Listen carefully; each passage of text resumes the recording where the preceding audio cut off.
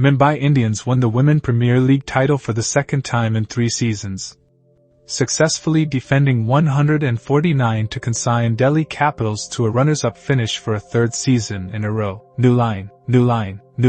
Nat Cyberbrunt, who became the first to 1,000 runs in Women Premier League, and Harmanpreet Kaur, who tallied 300 runs in a season for the first time, were central to Mumbai's batting even on Saturday, adding 89 for the third wicket to lift them from 14 for 2. Harmanpreet continued her fine striking form to hit a 36-ball 50 that dragged her team to a respectable total. New line.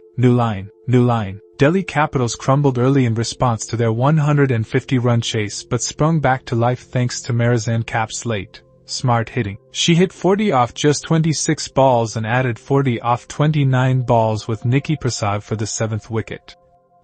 That assault brought down Delhi Capitals' equation to 23 off 12 balls and then 14 off 6 when Prasad hit Hayley Matthews for a 6. But there was Cyberbrunt at the end, like she was there at the start. As a result, Delhi Capitals came out to be second best again, their 8-run loss likely to sting them the most. New line. It was the 5th game in a row, 4th at the Brabourne Stadium this season that a team batting first won. It was only the 4th time in the Women Premier League that a target of 150 or less was successfully defended. 3 of them have seen it was the 5th game in a row, 4th at the Brabourne Stadium this season that a team batting first won. It was only the 4th time in the Women Premier League that a target of 150 or less was successfully defended.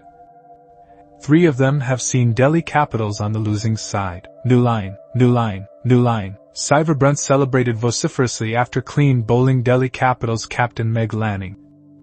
Shabnam Ismail couldn't be stopped after she trapped Shafali Varma, DC's leading run-getter this season. Amelia Kerr outfoxed Jess Jonasson. Saika Ishak got the better of Annabelle Sutherland. Delhi Capitals were in all sorts at 4 for 44 and soon Jemima Rodriguez fell after a sprightly knock, leaving them 66 for 5. Sarah Bryce's run-out left them at 83 for 6 inside 13 overs. Surely it was curtains for Delhi Capitals? Not until Kapp was in the middle. She was not going to let her frugal spell of 2 for 11 off 4 overs go to waste. She blasted a Cyberbrunt half-tracker over deep mid-wicket for half a dozen before bringing her wrists into play to clip one behind square on the leg side. She then hit 2 fours off successive balls off Hayley Matthews before going for 6, 4 off Ishak to leave Delhi Capitals needing a gettable 35 off 24 balls. When Prasad, batting at number 8, side Ismail threw backward point to end the 17th over, the equation came down to 29 off 18. New line. The partisan crowd at the Brabourne Stadium suddenly cheered every Kapp boundary, but Cyberbrunt earned the loudest cheer when she had Kapp flat bat one straight to Matthews at long off. Nothing quite stings like a dashed hope. Lanning's blank expression said it all. New line.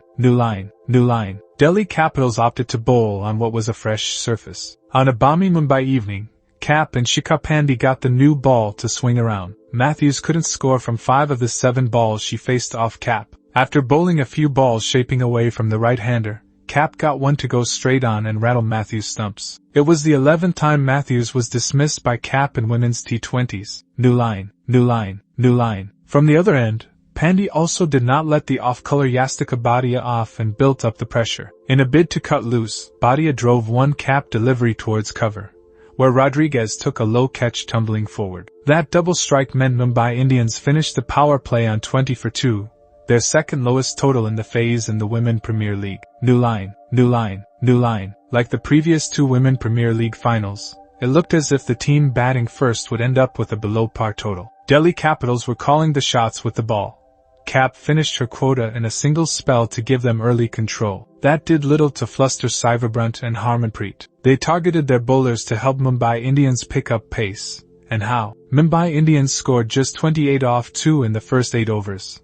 In the next 5, they added 59. Each of those 5 overs went for over 10. It is not often Cyberbrunt plays the second fiddle, but such was Harmanpreet's silken touch. A pull off Annabelle Sutherland, that traveled over deep backward square leg for a 6, started a style of play we have come to see of Harmanpreet in Women Premier League 2025. She then took apart Jess Jonasson, a bowler who has got her number in T20 internationals, in the 11th over, carding her for 3 fours in a row. She welcomed the off-spin of Minamani with what was one of the shots of the evening, a whip that was all wrists through square leg off the back foot. She scored her third half-century of the season to pull Mumbai Indians out of trouble. Mumbai Indians scored 70 in the 7 overs between the first and second timeout. New line, new line, new line. With do not expected much in Mumbai, Delhi Capitals brought in N. Sri Charani, an extra spin option, in place of Titus Sadhu. That she was preferred over Radha Yadav spoke volumes of the trust Delhi Capitals placed in her, and she seemed to have repaid it in her second over. After a 12-run opening over, she ended the dangerous third-wicket partnership of 89 between Cyberbrunt and Harmanpreet before slipping in a 6-run over. New line, new line, new line. Sutherland then had Harmanpreet hole out to deep cover as Mumbai Indians collapsed from 102 for 2 to 118 for 6. Yet, Mumbai Indians managed to score 25 off the last 2 overs to get close to 150. Delhi Capitals picked up 5 for 45 in the last 5 overs.